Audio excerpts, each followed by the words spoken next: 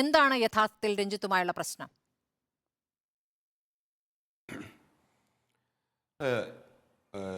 രഞ്ജിത്ത് സാറുമായിട്ട് നമുക്ക് വ്യക്തിപരമായി യാതൊരുവിധ പ്രശ്നങ്ങളും ഇല്ല.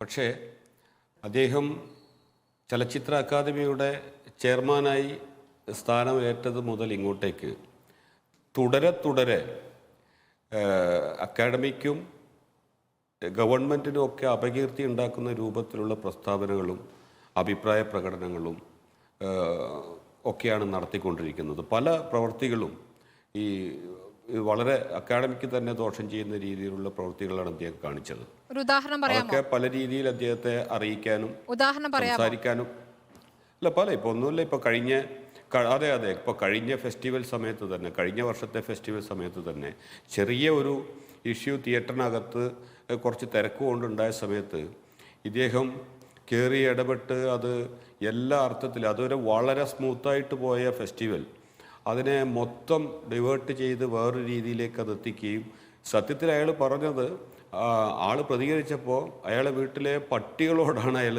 ഉപമിച്ചത്. വയനാട്ടിലെ എൻ്റെ വീട്ടിൽ അതിൻ്റെ കാര്യസ്ഥൻ കൊണ്ടുവന്ന് വളർത്തുന്ന കുറേ പട്ടികളുണ്ട്, അവർ കുരക്കുന്നത് പോലെയാണ് ഇവരുടെ ഈ കൂവൽ എന്നൊക്കെ പറയാന്ന് വെച്ചാൽ നമുക്ക് എങ്ങനെയാണ് അത് ഉൾക്കൊള്ളാൻ പറ്റുക? ഇവിടെ സിനിമ കാണാൻ വരുന്ന ആൾക്കാർ വളരെ സീരിയസ് ആയി സിനിമയെ കാണുന്നവരാണ്. അതോടൊപ്പം വളരെ കഷ്ടപ്പെട്ട് അത്യാവശ്യം ഭക്ഷണം കഴിക്കാനുള്ള പൈസയും താമസിക്കാൻ 2-3 ആൾക്കാരൊക്കെ ചേർന്ന് റൂം എടുത്തിട്ടൊക്കെയാണ് ഈ സിനിമ കാണാൻ വരുന്നവർ.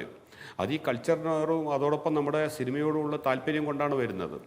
അപ്പോൾ അവരെല്ലാം അവഹേളിക്കുന്ന രീതിയിൽ ഇങ്ങനെ എക്സാമ്പിൾ മാത്രമാണ്. ശ്രീ മനോജ് ഖാൻ, അത് കഴിഞ്ഞ തവണത്തെ സാഹചര്യം ഞാൻ ചോദിക്കുന്നത്, ഇത്തവണ പുറമേക്ക് മേള ഗംഭീരമായി നടന്നു എന്നാണ് നമ്മൾക്കൊക്കെ മനസ്സിലാക്കാനാകുന്നത്. സാധാരണ ഉണ്ടാകുന്ന തരത്തിലുള്ള വിവാദങ്ങളോ പ്രശ്നങ്ങളോ ഒന്നും പുറമേക്ക് കണ്ടിരുന്നില്ല. അപ്പോൾ അകത്ത് എന്ത് സംഭവിച്ചു എന്ന് നിങ്ങൾക്കാണല്ലോ അറിയുക. നിങ്ങൾ ഈ 15-9 പേർ വേറൊരു യോഗം ചേർന്ന കാര്യങ്ങൾ ആലോചിക്കുന്ന ഘട്ടത്തിലേക്ക് വരെ എത്തി. എന്താണ് സംഭവിച്ചതെന്ന് വിശദീകരിക്കാമോ?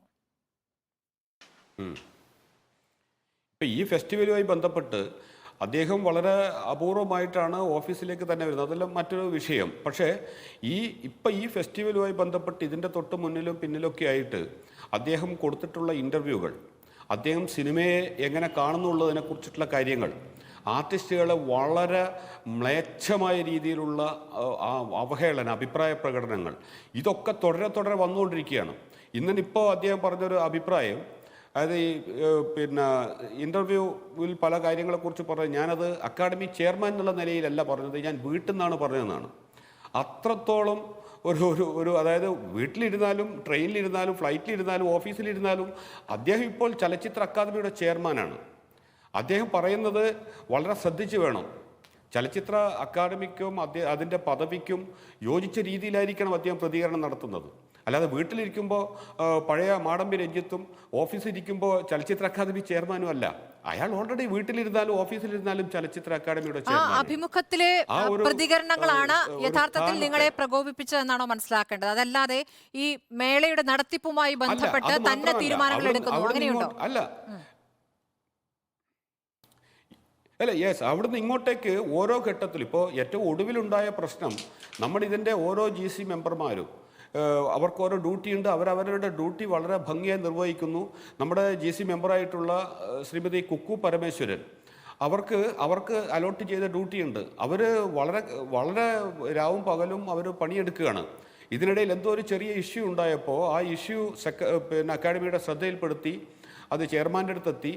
ചെയർമാനെ പ്രശ്നം എന്താണ് എന്ന് പോലും അന്വേഷിക്കാതെ ഇത് പരിഹരിക്കാൻ ശ്രമിക്കുന്നതിന് പകരം ഈ ചെയർമാൻ ചെയ്തിരുന്നത് അവരെ ഫോൺ വിളിച്ച്, നിങ്ങളുടെ സേവനം IFFKക്ക് ആവശ്യമില്ല, നിങ്ങൾക്ക് പോകാം എന്നാണ് പറഞ്ഞത്. അങ്ങനെ വളരെ ധിക്കാരപരമായിട്ട് ഇത് ഗവൺമെൻറ് നിയോഗിച്ച ആൾക്കാരല്ലേ, അവർക്ക് അതിൻ്റെ ചില കാര്യങ്ങളിൽ ഒരു മനുഷ്യനോട് കാണിക്കേണ്ടുന്ന ഒരു മിനിമം മര്യാദ പോലും കാണിക്കാതെ ഏകപക്ഷീയമായി നിങ്ങൾക്കിനി ഇവിടുത്തെ നിങ്ങളുടെ സേവനം ആവശ്യമില്ല, നിങ്ങൾക്ക് പോകാം എന്ന് പറഞ്ഞ് അവരിപ്പോൾ സുഖമില്ലാതെ ആശുപത്രിയിൽ അഡ്മിറ്റായിരിക്കുക. അവരാകെ ഷോക്കായിപ്പോയി. ഇവരെത്രയോ കാര്യം നിന്നിട്ട് അങ്ങനെ പല കാരണങ്ങൾ. ഇപ്പോൾ ലാസ്റ്റ് നമ്മളിത് കൂടിയാലോചിച്ച് സാംസ്കാരിക മന്ത്രിക്കും അക്കാഡമിക്കും നമ്മൾ രേഖാമൂലം പരാതി കൊടുത്തു, CMനും കൊടുത്തു. അപ്പോൾ അതിൽ പറഞ്ഞിട്ടുള്ള കുറേ കാര്യങ്ങൾ ഇദ്ദേഹത്തെ പുറത്താക്കണമെന്നോ ഒന്നുമല്ല. നമ്മളെ സംബന്ധിച്ചിടത്തോളം ഒന്നുകിൽ അദ്ദേഹത്തിൻ്റെ ഈ നിലപാട് തിരുത്തണം, ഇല്ലെങ്കിൽ അദ്ദേഹത്തെ ഈ സ്ഥാനത്ത് നിന്ന് മാറ്റണം. ഈ രണ്ട് കാര്യമാണ് നമ്മൾ പറഞ്ഞിരിക്കുന്നത്. ഇത് അക്കാദമിക്കെതിരോ ഗവൺമെൻറ്റിനെതിരോ അല്ല. അക്കാദമിയുടെയും ഗവൺമെൻറ്റിൻ്റെയും യശസ് ഉയർത്തിപ്പിടിക്കാൻ വേണ്ടിയിട്ടാണ് ഞങ്ങളിത് പറഞ്ഞത്. മഹാഭൂരിപക്ഷം ഇവിടുത്തെ ഡെലിഗേറ്റ്സ് മഹാഭൂരിപക്ഷം അദ്ദേഹത്തിൻ്റെ ഇത്തരം പ്രവർത്തനം, അയാൾ ഒരു ഫൂളിനെ പോലെയാണ് അയാൾ പെരുമാറുന്നത്. അദ്ദേഹത്തെ അങ്ങനെയാണ് നമ്മൾ ഡെലിഗേറ്റ്സ് അടക്കം കാണേണ്ടി വരുന്നത്. ശ്രീ മനോജ് ഖന്ന, ഞാൻ ചോദിക്കുന്നത് എവിടെയാണ് അദ്ദേഹത്തിന്റെ വാക്കുകൾക്ക് മാത്രം സർക്കാരിൽ സ്വാധീനം ചെലുത്താൻ കഴിയുന്നത്, അല്ലെങ്കിൽ ആ പ്രതീതി സൃഷ്ടിക്കാൻ അദ്ദേഹത്തിന് സാധിക്കുന്നുണ്ട്? ഇവിടെ എനിക്ക് നേരിട്ട് മുഖ്യമന്ത്രിയോടും സാംസ്കാരിക മന്ത്രിയോടുമാണ് ബന്ധം, അവരോടെ ഞാൻ പറയേണ്ടതുള്ളൂ, അവർക്ക് എന്നെ വിശ്വാസമാണ് എന്ന് തോന്നിക്കുന്ന തരത്തിലുള്ള പ്രതികരണങ്ങളാണ് അദ്ദേഹം ഓരോ ഘട്ടത്തിലും നടത്തിയിട്ടുള്ളത്. ഇന്ന് തന്നെ നോക്കൂ, ആ മേളയുടെ പരിപാടിയിലേക്ക് അദ്ദേഹം നടന്ന് സംസാരിക്കാൻ എത്തുമ്പോഴേക്കും അവിടെ കൂക്കി വിളിക്കുന്നു. പക്ഷേ അദ്ദേഹം ഓരോരുത്തരെയും, അതായത് ഈ മേളയുടെ നടത്തിപ്പിന് തനിക്കൊപ്പം നിന്ന് ഓരോരുത്തരെയും പേര് വിളിച്ച് അവിടെ നിരത്തി നിർത്തുകയാണ്. ഒരു വലിയ സംഘത്തെ അവിടെ നിരത്തി നിർത്തുന്നുണ്ട്. അപ്പോൾ അവിടെ നിങ്ങളില്ല. ആ മേളയുടെ നടത്തിപ്പിന് ഞാൻ ഒറ്റയ്ക്കല്ല, എനിക്കൊപ്പം ഇത്രയും പേരുണ്ടായിരുന്നു, ഞങ്ങൾ ഒരുമിച്ചാണിത് ഭംഗിയായി നടത്തിയത് എന്ന് അവിടെ കൂടി നിന്നവരെ കാണിക്കുക എന്ന ലക്ഷ്യം കൂടിയുണ്ട് അതിന്. അത് നിങ്ങൾക്ക് മനസ്സിലായിരുന്നു? അതെ, അത് തീർച്ചയായിട്ടും അദ്ദേഹത്തിൻ്റെ ഒരു നമ്പറാണ്.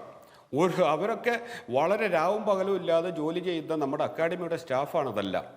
സെക്രട്ടറിയുടെ നേതൃത്വത്തിൽ ഈ സ്റ്റാഫ്, ഞാൻ ഇപ്പോൾ ഉച്ചയ്ക്ക് ഞാൻ മീഡിയക്കാരെ കണ്ട് പറഞ്ഞപ്പോൾ ഞാൻ പറഞ്ഞിരുന്നു, രാവും പകലുമില്ലാതെ നമ്മുടെ അക്കാഡമി സെക്രട്ടറിയും സ്റ്റാഫും ഉദ്യോഗസ്ഥന്മാരും ഉറക്കില്ലാതെ ജോലി ചെയ്തിട്ടാണ് ഈ ഫെസ്റ്റിവൽ നടക്കുന്നത്. അല്ലാതെ ആറാം തമ്പുരാനെ പോലെ മുണ്ടിൻ്റെ കോന്തല പിടിച്ച് നടന്നതുകൊണ്ടല്ല എന്ന കമൻറ്റ് പറഞ്ഞപ്പോൾ അതിനുള്ള ഒരു മറുപടിയായിട്ടാണ് അദ്ദേഹം ഇത് ചെയ്തത്.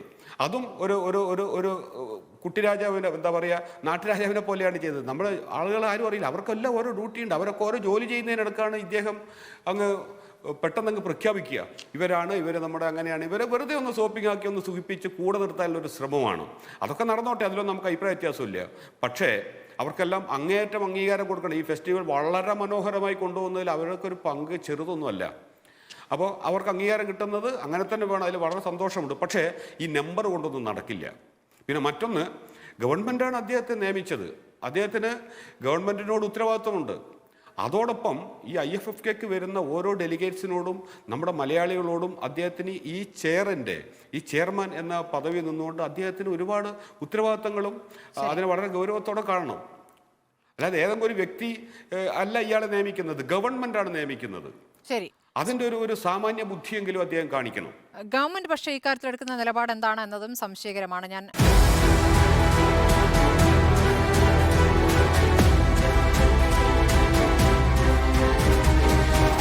ഡിബേറ്റ് വിത്ത് സ്മൃതി പരുത്തിക്കാട്.